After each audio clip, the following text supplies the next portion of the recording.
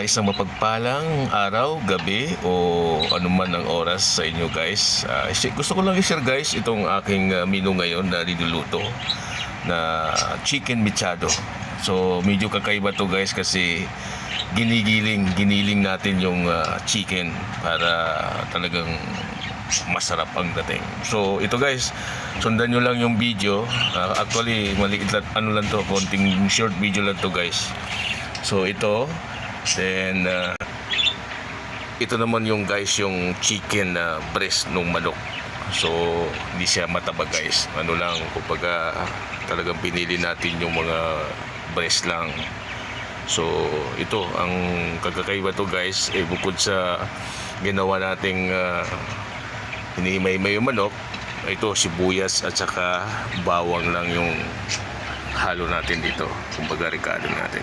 So ito, mayroon tayong tomato na gawing pangsahog dito para magiging mechado siya. So ito guys, sundan nyo. Ito guys, lagyan natin ng mantika. Ito na yung patatas saka carrots para prituin muna natin para magiging buo siya guys. Ito yung proseso ko dito guys. Kailangan medyo prituin lang hanggang sa medyo maluluto siya. Then ang kasunod natin is yung manok na.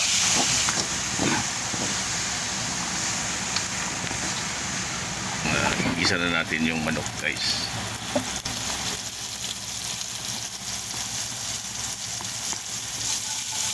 Pagluluto, madali lang siya pero simple. Ito guys, sinunod natin yung sauce natin, tomato sauce. Ito guys, ito na yung manok natin, giniling.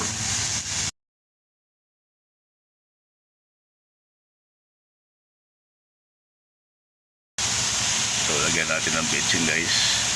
Then lagyan natin ng pampasarap guys yung paminta. Yan. Ito na asin.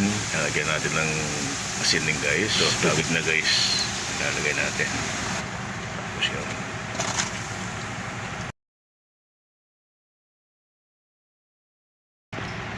So hayaan na natin muna guys. Takpan muna natin guys para mga ilang minuto para kumulo at lalabas yung atis na.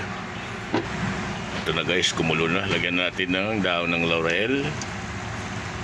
Yan. Tapos konting toyo guys. So talagang mabango na guys. Napakasimpleng luto lang to. Sandali lang itong gagawin talaga. Ito na guys. Talako, grabe, sarap na. Ilalagay na natin yung kaninang piniritong patatas saka yan guys. Ito na yung huli. Ito yung una na natin niluto. Grabe.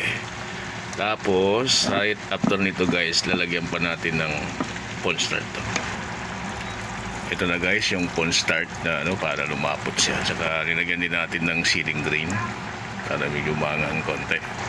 Ito na guys, grabe, lumapot siya guys. Talagang grabe, tsura pa lang na. So luto na to guys, titikman na natin guys. Grabe, sarap. Ito yung luto niya guys. Grabe yan na.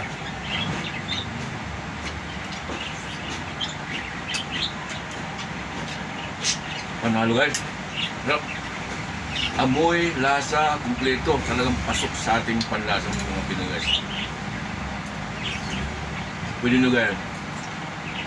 Maraming salamat guys sa panunod and sana gayahin nyo.